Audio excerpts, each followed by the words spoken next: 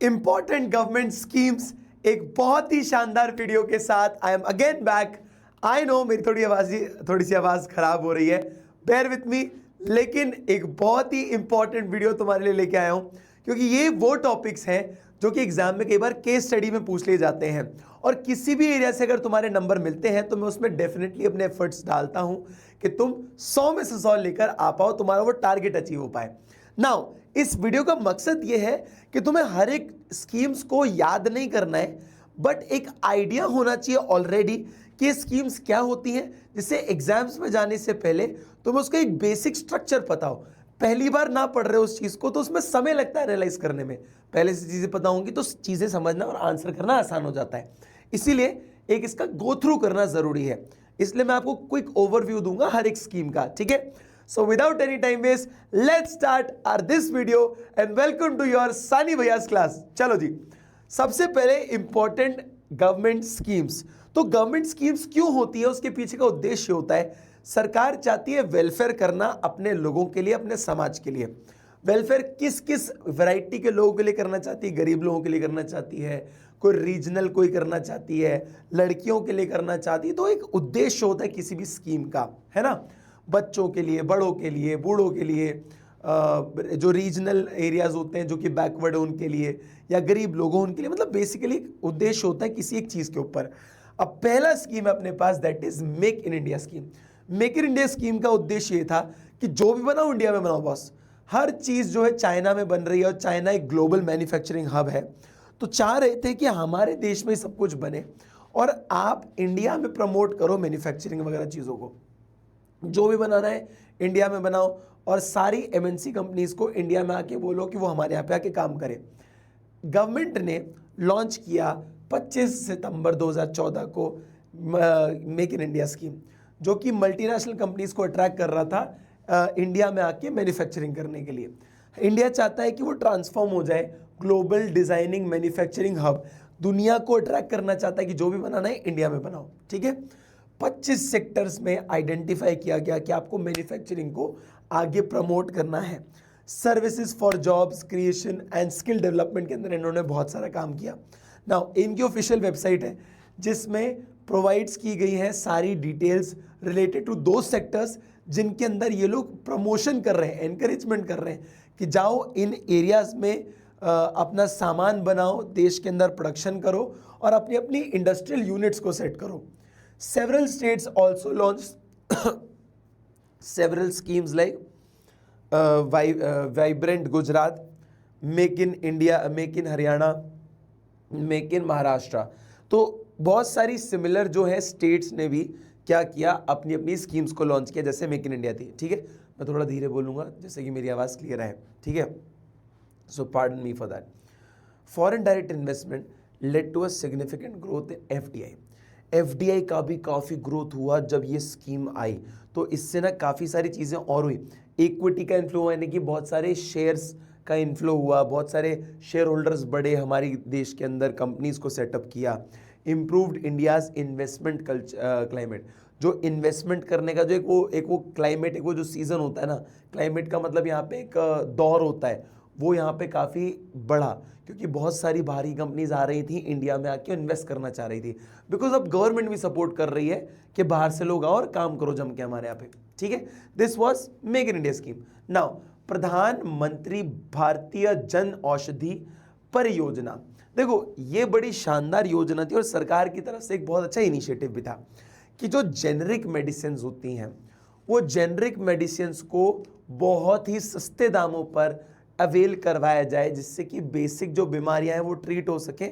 जो brand names दवाइयां होती हैं वो बहुत महंगे दाम पे बिकती हैं, जबकि ये दवाइयां बहुत सस्ती बनती बहुत सस्ती है, मटेरियल इनका बहुत सस्ता होता है, लेकिन बिकती बहुत महंगी है बिकॉज इसको ब्रांडिंग करी जाती है।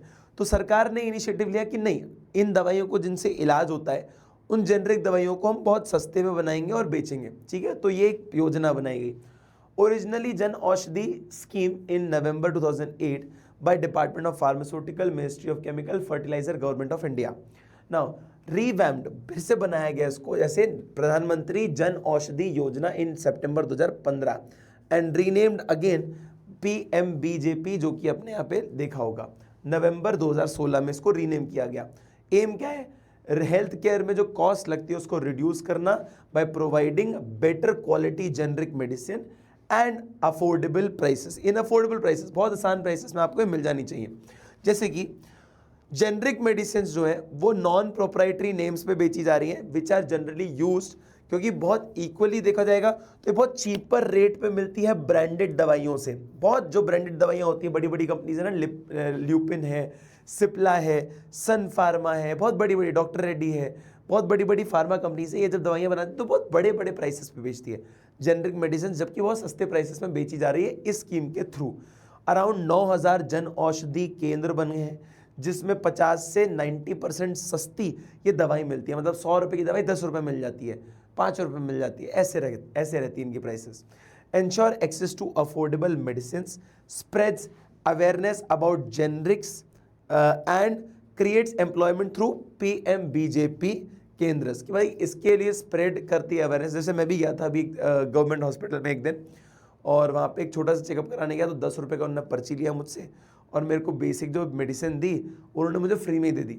तो जो दवाइयाँ मैं अलग से जाके 100-200 रुपये देता जिससे कि वो मेरे को फ्री में मिल गई। तो ये बहुत सारे बेनिफिट सरकार भी करती है time to time for all the people, ठीक है। चलो जी, नेक्स्ट पॉइंट, अग्निपथ योजना। अग्निपथ योजना का एक बड़ा शानदार सा कंट्रीब्यूशन रहा है, वो ये रहा है कि अग्निपथ के अंदर इन्होंने चाहा है कि यंगर ऑडियंस जो है, यंगर ऑडियंस आर्मी के अंदर आए। हमारी जो आर्मी है, सोल्जर्स हैं, नेवी, एयरफोर्स हैं, इसमें नए लोग आए, नए बच्चे आए और नई टेक्नोलॉजी के साथ थोड़ा सा काम करना सीखे। हमारी जो आर्मी और जो डिफेंस है वो थोड़ा नए लोगों से चले, तो इनके पीछे इस चीज़ का उद्देश्य बनाया गया।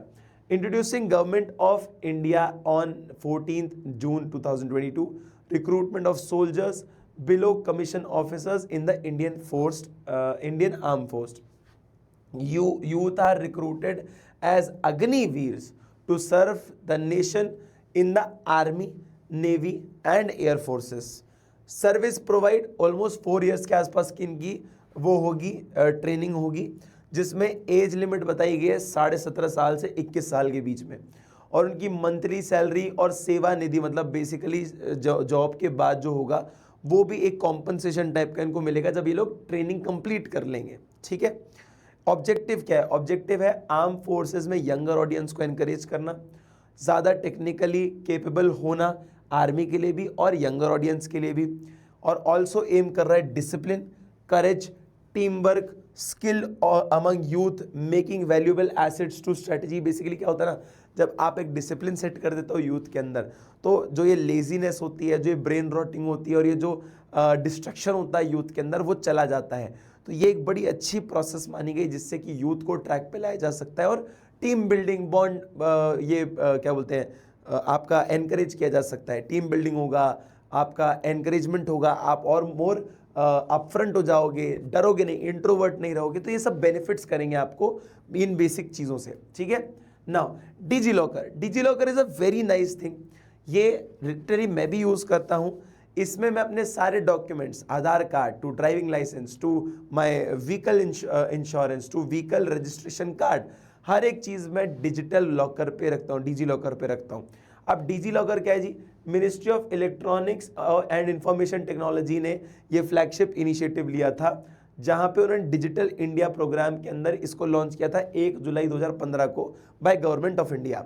एम क्या है? एम ये कि डिजिटल पावर एम्पावरमेंट करना है सिटीजन्स का और उनकी लाइफ को बहुत इजी बनाना है। अब वो फिजिकल चीज़ों को कैरी करने वाला ज़माना नहीं रहा, अब हम नए हो गए, एडवांस हो गए। तो अब डिजिटल डॉक्यूमेंट्स को आप डिजिटल वॉलेट में कैरी कर सकते हो। जो डिजिटल लॉकर को लगवाने, डिजी लॉकर को चालू करने के लिए आपको आधार कार्ड की ज़रूरत है। ऑलमोस्ट आपके सारे डॉक्यूमेंट्स आपको मिल जाएंगे वहाँ पे, ठीक है। ये फिजिकल डॉक्यूमेंट्स को रखना ज़रूरी नहीं है।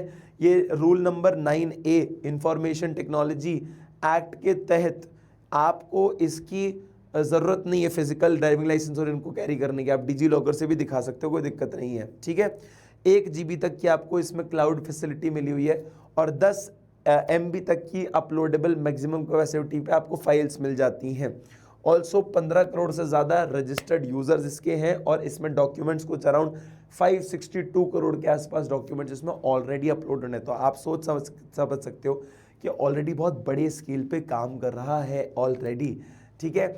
नाउ प्रधानमंत्री उज्ज्वला योजना, सो ये योजना क्या है बेटा, ये योजना ने कोशिश किया कि कैसे हर घर तक एलपीजी सिलेंडर्स ले जाया जा सके, जहां पर गोबर गैस प्लांट्स, कंडे और लकड़ियों से घर में आग जला के खाना बनाया जाता है, ठीक है। सो गवर्नमेंट ने 1 मई 2016 को ये इन बलिया उत्तर प्रदेश में इसको लॉन्च किया।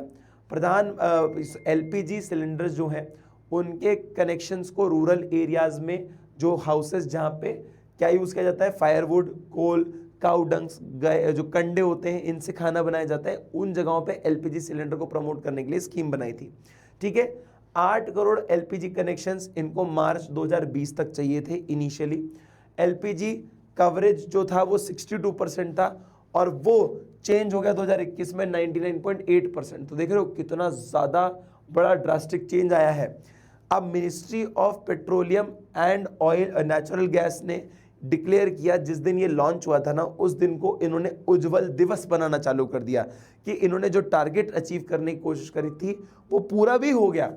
तो इन लोगों ने क्या किया, उसका एक डे ही सेलिब्रेट करना चालू कर दिया।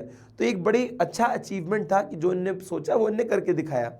On 13 September 2023 the government approved around 75 lakh additional LPG connections, कि भाई आने वाले जो फिस्कल ईयर हैं, जिसमें फाइनेंशियल ईयर है, फिस्कल ईयर है 2023-24 या 25-26 में 75 लाख एलपीजी नए कनेक्शंस को अलाउ करने की भी बात करी गई।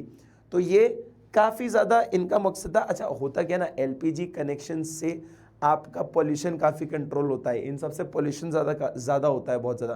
तो एक बहुत ही अच्छी फॉर्म ऑफ गैस है जिससे आप अपना खाना भी पका सकते हो और काफ़ी ज़्यादा अपने बेनिफिट्स कर सकते हो, आप पॉल्यूशन कंट्रोल कर सकते हो, एनवायरमेंटल बेनिफिट्स भी आपको काफ़ी सारे हैं इसके अंदर, ठीक है बेटा, समझ आए। If you want to have a look you can have a look by then, ठीक है बेटा। नेक्स्ट वाले पे चलते हैं। नेक्स्ट है प्रधानमंत्री पोषण शक्ति निर्माण और PM Poshan, earlier known as mid day meal scheme. तो मिड डे मील स्कीम तो तुम्हें पता है कि बच्चों को एनकरेज करा जाता था स्कूल आने के लिए, पढ़ाने के लिए, उसके लिए उनको एक एज अ एनकरेजमेंट के लिए खाना ऑफर किया जाता था कि जो पिछड़े इलाके हैं जहाँ पे इतना वेलफेयर नहीं होता है, जितना उधर सक्षम नहीं है लोग, वहाँ पे बच्चों को अट्रैक्ट किया जाता है कि आपको खाना मिलेगा, सब साथ मिल के खाएंगे। जैसे भंडारा होता है, जैसे एक छोटी सी पार्टी गेट टुगेदर टाइप होता है, तो बच्चे चले जाते थे खेलने कूदने के पर्सपेक्टिव से कि मज़ा आएगा, खाने को मिलेगा कुछ, और बच्चों को वहाँ पे गेट लगा दिया जाता था पीछे से कि भैया आ जाओ, अब तुम पकड़ लिया है, अब तुम पढ़ के जाओगे यहाँ से। सो इससे क्या है ना, इससे दो चीज़ें होती हैं कि जब आपको एक अच्छा न्यूट्रिशन मिलता है तो आपका दिमाग हेल्दी रहता है, आप बेहतर तरीके से काम करते हो, आपका दिमाग सही चलेगा, आप पढ़ पाओगे। तो न्यूट्रिशन से हेल्थ बनती है और एजुकेशन से आपकी सोचने समझने की क्षमता बढ़ती है। दोनों तरीके से देश को बड़ा फायदा होता है और इंसान की क्वालिटी लाइफ भी बढ़ जाती है। तो 15 अगस्त 1995 में ये न्यूट्रिशन को सपोर्ट करने के लिए प्राइमरी एजुकेशन में इसको लॉन्च किया गया था। पहले इसको मिड डे मील कहा जाता था 2007 तक, लेटर इसको पीएम पोषण बनाया गया 9 सितंबर 2021 तक मिनिस्ट्री ऑफ एजुकेशन के द्वारा। एम इसका ये है कि भूख को, इम्प्रूव्ड एजुकेशन को एनहांस करना है, तो भूख को हटाइए और एजुकेशन को बेहतर बनाइए। तो न्यूट्रिशन पे भी एक बड़ा फोकस किया कि आप ढंग से फोकस नहीं कर पाओगे अगर प्रॉपर न्यूट्रिशन आपको ना मिले तो, ठीक है। इसको प्रमोट करने के लिए काफ़ी सारे स्कूल में बाल वाटिका चिल्ड्रन हो गए या प्री स्कूल जिनको कहते हैं, एक 11.80 करोड़ स्टूडेंट्स के साथ इसको लाया गया। कुछ 11.5 लाख स्कूलों के अंदर इम्प्लीमेंट किया गया, मतलब 11,20,000 के आसपास स्कूलों के अंदर इसको इम्प्लीमेंट किया गया, ठीक है। और विदाउट एनी जेंडर बायसनेस, कौन लड़का कौन लड़की, कौन सा धर्म, कुछ नहीं, सबके लिए ये सामान्य और सबके लिए अवेलेबल है। तो ऐसे कोई भी जातिवादी यहाँ पे नहीं करी गई, ठीक है। और इनकरेज किया गया कि स्कूल में अटेंडेंस अच्छी खासी हो, न्यूट्रिशन अच्छा मिले, हर एक बच्चा भूखा ना रहे और पढ़े लिखे आगे बढ़े, ये इसका उद्देश्य रहा है, ठीक है।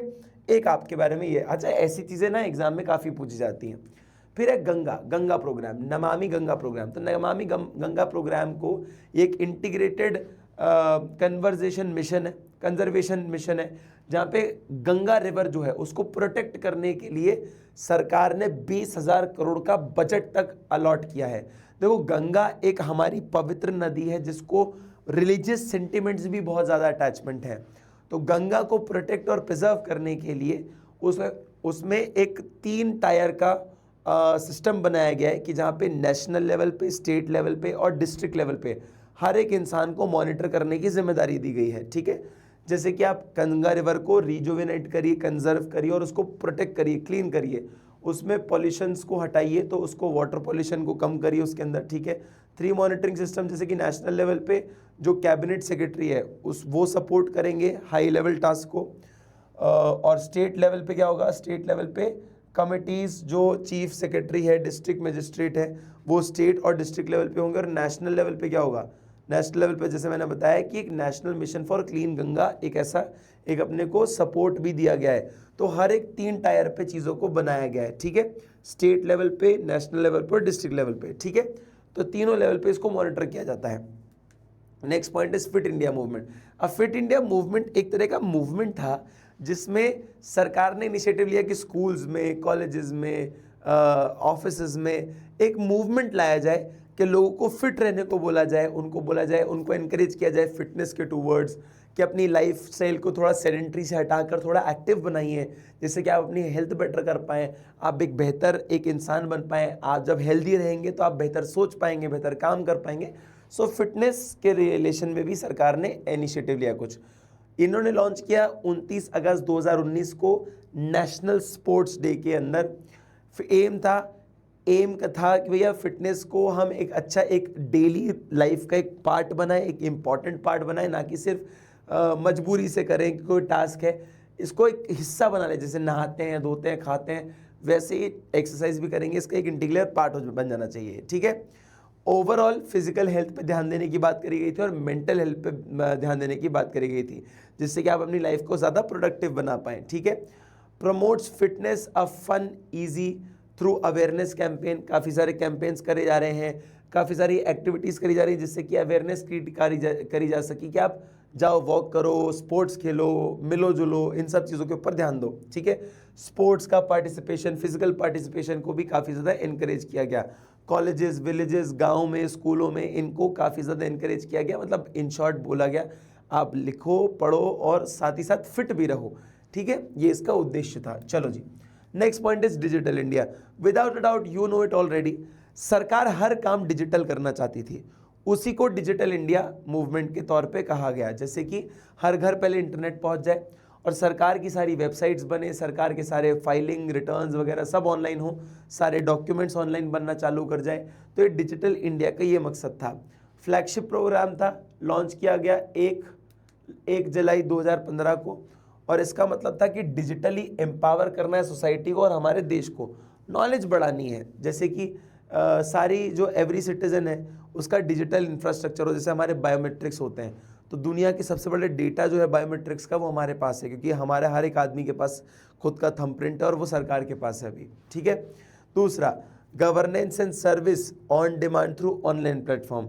सर्विस कोई लेनी हो आपको, गवर्नमेंट की कोई ज़रूरत हो आपको, तो वो ऑनलाइन के थ्रू कर सकते हो। पासपोर्ट बनवाना हो, आधार कार्ड बनवाना हो, पैन कार्ड बनवाना हो, ये सब आप कर सकते हो ऑलरेडी।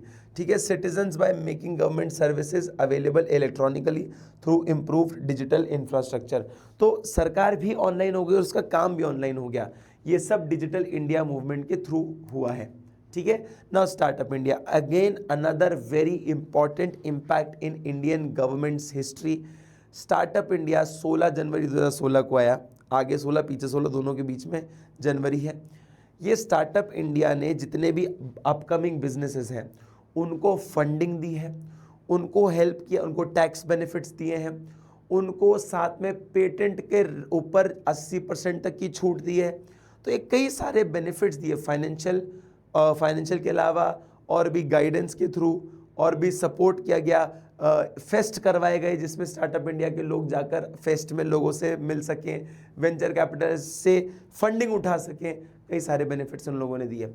स्टार्टअप का मतलब क्या होता है, 5 साल से कम उम्र होनी चाहिए बिजनेस की और 25 करोड़ से कम का टर्नओवर होना चाहिए। ठीक है, तभी आप उसको एक स्टार्टअप बोल सकते हो। इनिशियली ग्रो कर रहा हो, सीख रहा हो क्या करना है। ठीक है, now DPIIT, department for promotion of industrial and internal trade, इसके टूवर्ड्स जो मैनेज्ड किया जाता है ये स्टार्टअप इंडिया को। ठीक है, और काफ़ी ज़्यादा स्ट्रॉन्ग इकोसिस्टम बनाना है हमें स्टार्टअप का, ये हमारा उद्देश्य रहा है शुरुआत से।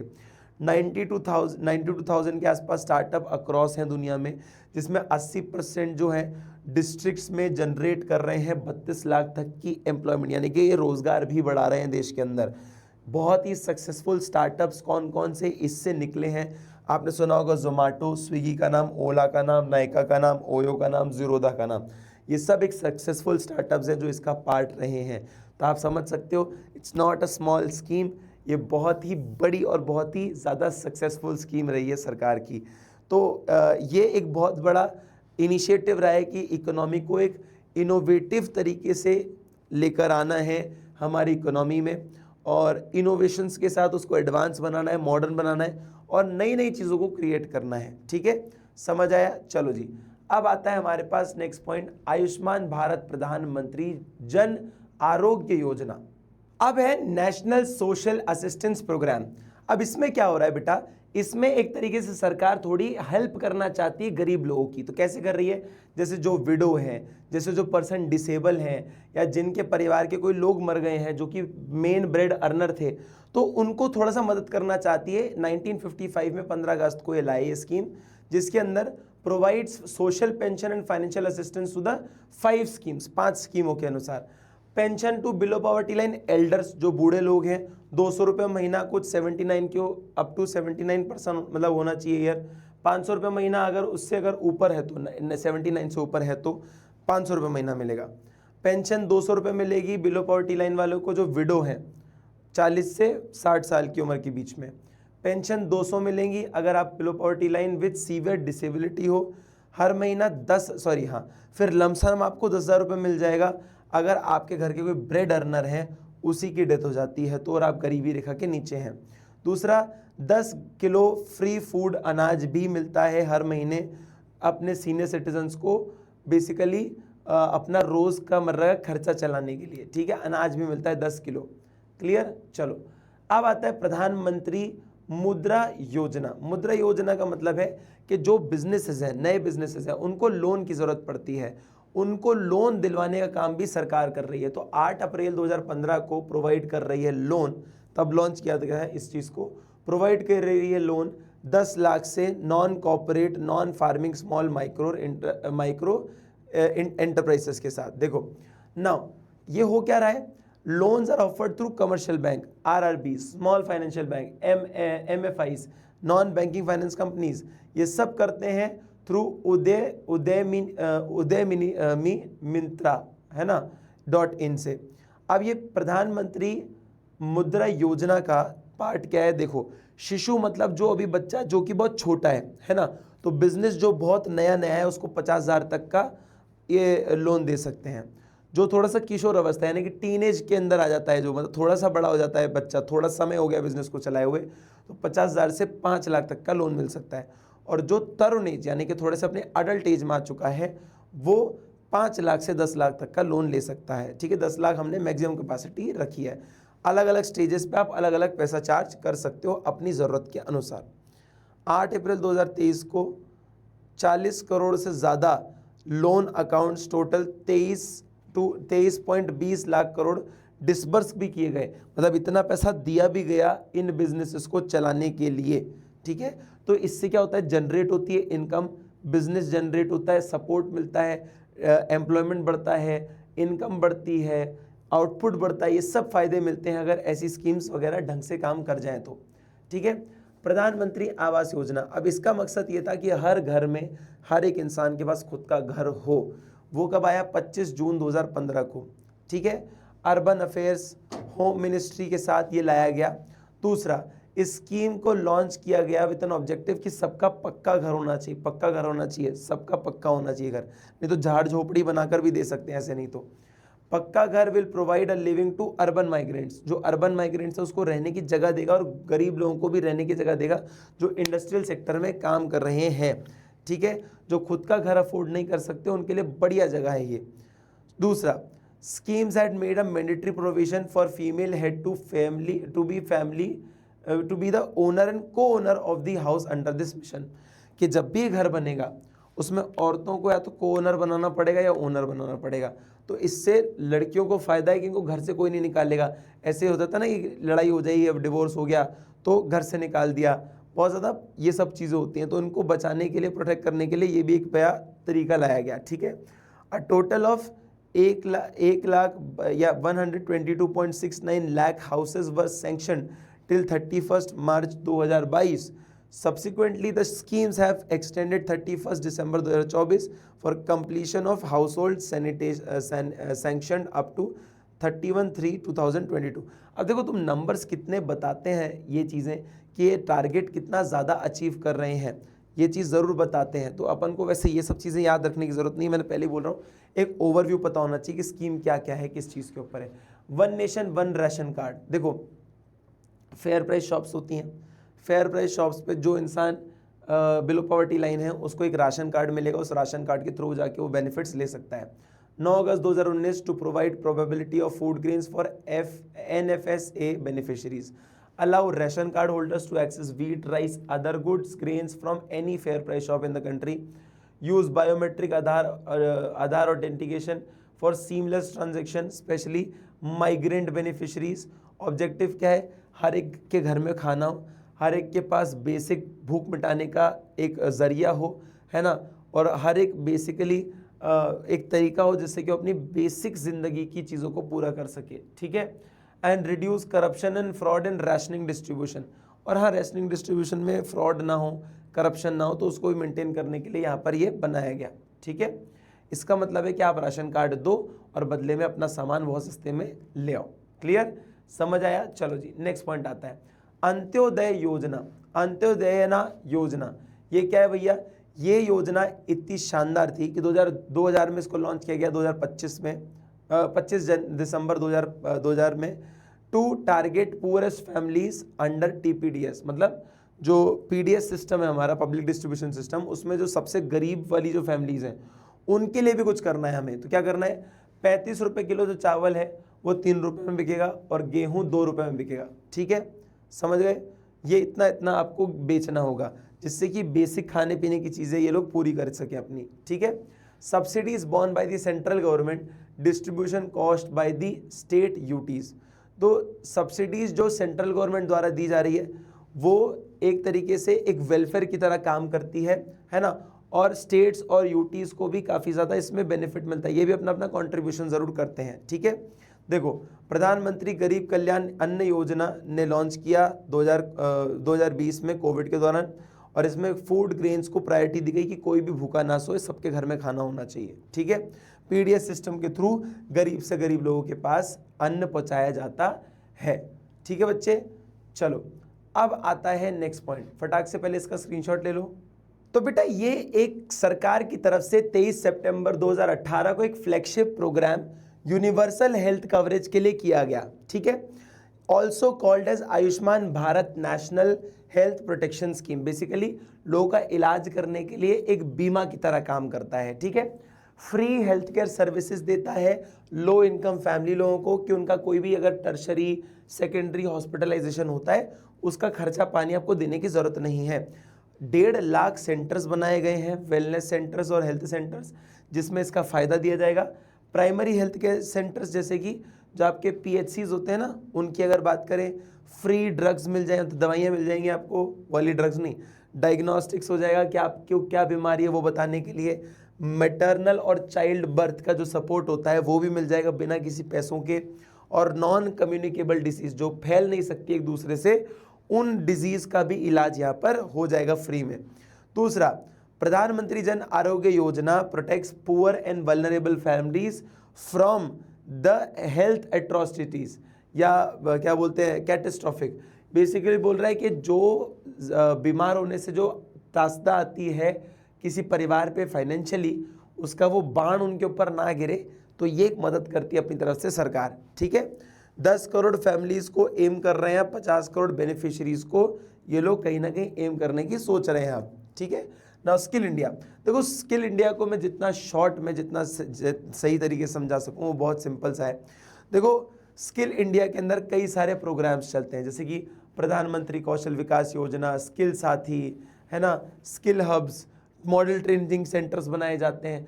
बेसिकली इस उद्देश्य है इस पूरी स्कीम का कि आपका जो स्किल है वो डेवलपमेंट हो।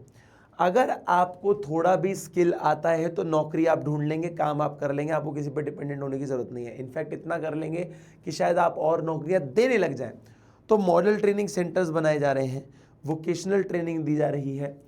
ये 15 जुलाई 2015 को आया और सारी स्किल्स जो रेलेवेंट है ट्रेनिंग देने के लिए वो सब 40 करोड़ यूथ को दी जा रही है कि उनको अगर स्किल सिखा दी तो काम तो ये कर ही लेंगे। ठीक है, कौशल विकास योजना के अंदर रेलेवेंट स्किल ट्रेनिंग करी जा रही है लाइवलीहुड बेटर करने के लिए। स्किल साथी के अंदर वोकेशनल एजुकेशन और मार्केटिंग अपॉर्चुनिटीज़ की ट्रेनिंग दी जा रही है।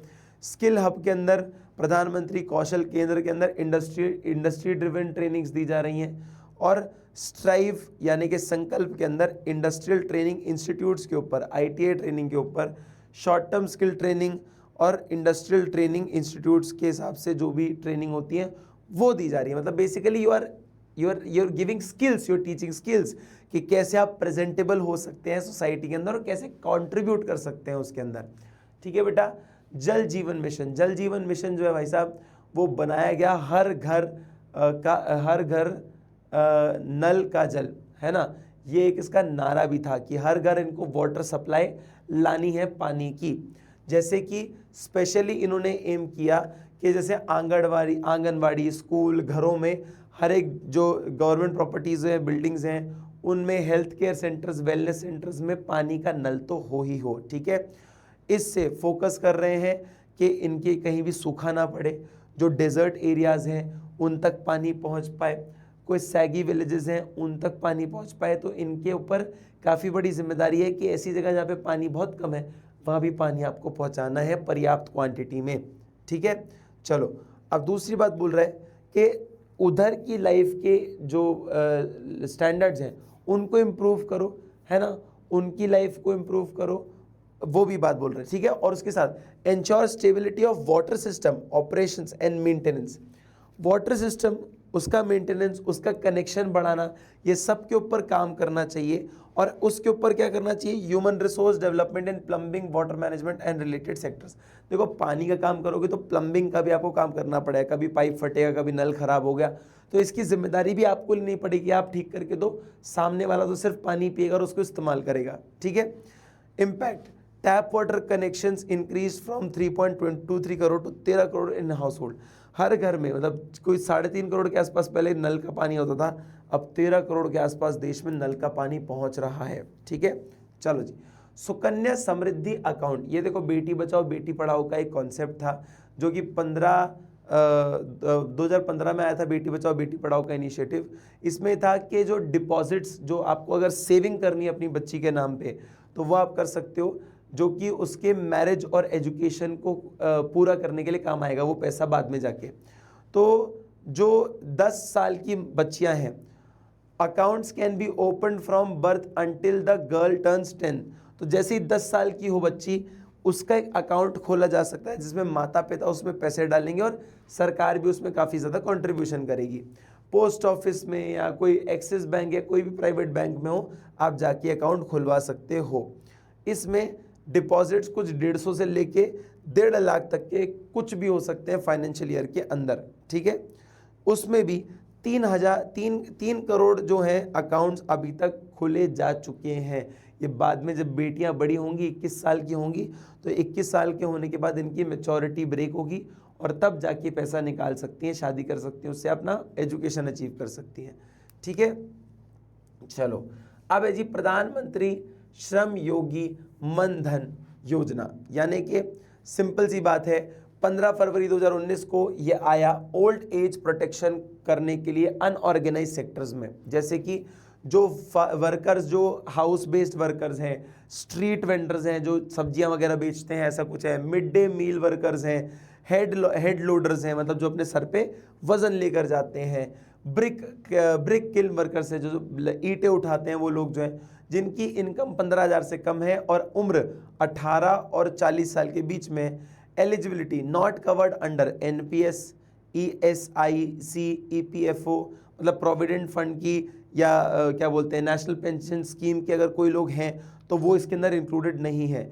इनकम और एनी टैक्स पेयर, तो अगर कोई आप टैक्स पेयर हो, आपका प्रोविडेंट फंड है, अगर आप नेशनल पेंशन स्कीम के अंदर आते हो तो आप इसके लिए एलिजिबल नहीं हो। वो व्यक्ति जो कि इसके किसी भी पार्ट में नहीं आता उसके लिए बेनिफिट किया गया। मतलब बेसिकली बोला गया सरकारी आदमी को तो पेंशन मिलती रहती है काम ना करे तो, गरीब आदमी जो कभी सरकारी नौकरी कर ही नहीं रहा है तो उसको किस बात की पेंशन मिलेगी। तो सरकार अपनी तरफ से इनिशिएटिव ले रही थी, ठीक है।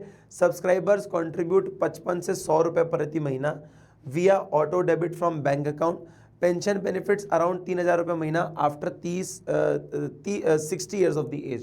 देखो क्या बोल रहा है कि अभी एक इंसान जो है वो 250 से लेके जितना भी बोला है 200 रुपये, सॉरी 55 रुपये से लेके 200 रुपये प्रति महीना तक अपने बैंक से पैसा कटवाए, और जैसे ही 60 साल के बाद उसको ये पेंशन मिलना चालू होगी तो अराउंड 3,000 रुपये महीना से चालू हो जाएगी, ठीक है।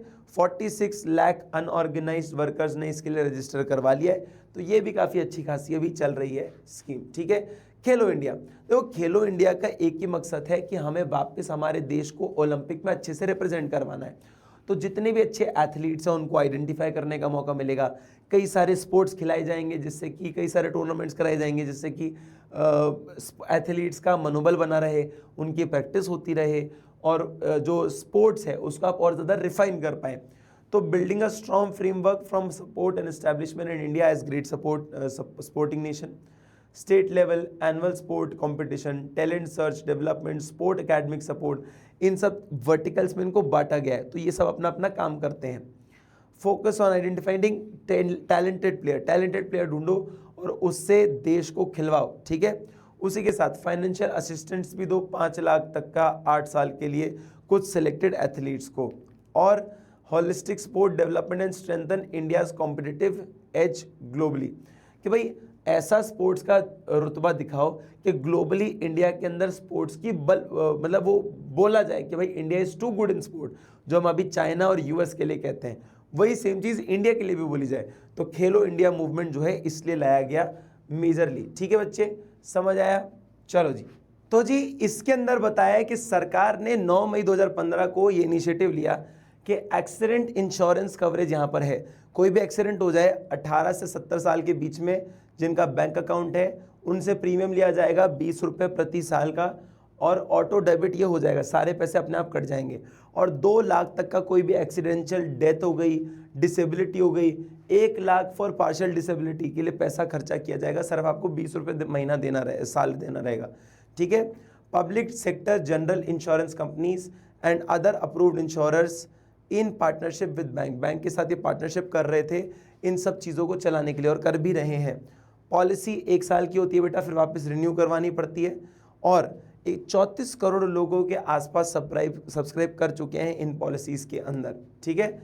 नाउ प्रधानमंत्री जीवन ज्योति बीमा योजना, इसका मतलब क्या है? इसका मतलब सिंपल सा है, पुअर और लो इनकम ग्रुप के लोगों को इंश्योरेंस प्रोवाइड करवाना। कैसा इंश्योरेंस? 18 से 50 साल के जितने भी बैंक अकाउंट वाले लोग हैं, एनुअल प्रीमियम उनका 436 ऑटोमेटिकली बैंक से कट जाएगा उनके खाते से। कवरेज में 2 lakh in case of death duties to any reason, कोई भी डेथ ड्यूटी हो तो किसी भी रीज़न की तो 2 लाख रुपए मिलेंगे आपको, ठीक है। फिर administered by the LIC and other approved life insurance in partnership with bank. क्या ना अच्छी खासी पार्टनरशिप हो रही है बैंकों के साथ LIC की, के समझ रहे हो, LIC एडमिनिस्टर्ड बाय LIC, पूरी सब चीज़ें देखी जाती हैं LIC के द्वारा।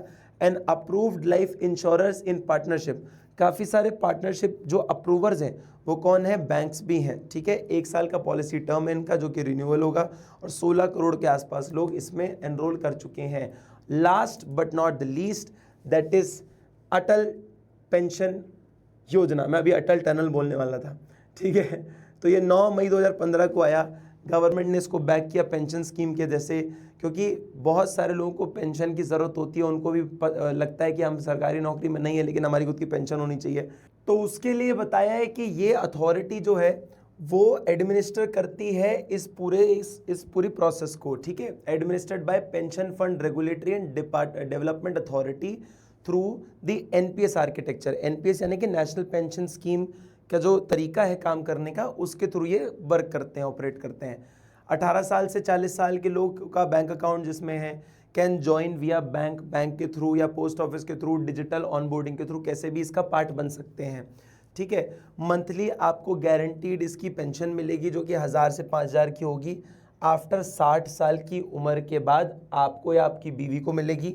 और अगर किसी सब्सक्राइबर की डेथ हो जाती है तो जो भी कॉर्पस क्रिएट हुआ होगा, जो भी पैसा इकट्ठा हुआ होगा, वो आपको दे दिया जाएगा। ठीक है, कुछ 5 करोड़ 25 लाख के आसपास लोग एनरोल हो चुके हैं, सोशल सिक्योरिटी का पार्ट बन चुके हैं, जो कि अनऑर्गेनाइज सेक्टर में रही है और प्रमोशन हो चुका है इन लोगों का। ये कुछ हमारे पास स्कीम्स थी जो कि बहुत ज़्यादा ही इम्पॉर्टेंट थी, क्योंकि अब ना आपको एक चीज़ ये याद रह जाएगी कि कैसे ये स्कीम्स होती हैं, इनके कोई डेटास को आपको याद रखने की ज़रूरत नहीं है, कोई ऐसा बहुत क्रेजी तरीके से याद रखने की ज़रूरत नहीं है कि भाई ये डेटा में इतने सारे लोगों ने एनरोल किया, ये ऐसी चीज़ें हुई, वैसी चीज़ें। You just have to know the basic concept कि कौन सी स्कीम क्या कहती है। अगर थोड़ा पहले से पता होगा तो एग्जाम में अगर पूछा जाएगा तो आपको ऑलरेडी आसान होगा इन सब चीज़ों को आंसर करना। आई होप कि आपको वीडियो अच्छी लगी होगी। आई नो थोड़ी मेरा गला जो है थोड़ा सा वो ख़राब हो रहा है, थोड़ी एनर्जी में भी डिफरेंस लग रहा होगा तुम्हें, but I am pardon me for that. But I hope कि तुम्हें वीडियो अच्छी लगी हो, तो कमेंट डाउन बिलो कि तुम्हें कैसी लगी। और बहुत जल्द मिलेंगे फिर से बाकी के सेशंस के साथ। एंड 100 में से 100 ज़रूर ला के रहेंगे हमारी इकोनॉमिक्स में। जिस भी एरिया से ज़रूरत होगी या जिस भी एरिया में लगेगा एक नंबर भी मिल जाए, उसके ऊपर भी मैं तुम्हारा पूरा फुल मेहनत करूँगा और तुम्हारे लिए काम करूँगा। And I wish you all the very best, और तुम भी मेहनत करते रहो, खूब आगे बढ़ते रहो। मिलते हैं बहुत जल्द, ख्याल रखो। All the very best guys, take care so much, thank you so much.